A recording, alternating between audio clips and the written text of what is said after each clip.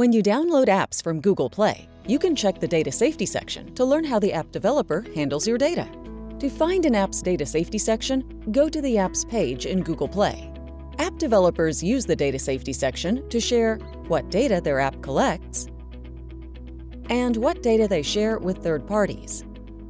For each type of data that's shared or collected, you can also see how developers use that data and whether the app needs that data to function, or if you can choose to not share it and still use the app. Finally, developers can share their security practices. This includes whether data is encrypted while in transit, whether the app gives you a way to request data deletion, whether a kid's app is committed to follow the Google Play Families policy, and if the app has gone through an independent security review. With all this info, you can make informed decisions about what apps you use.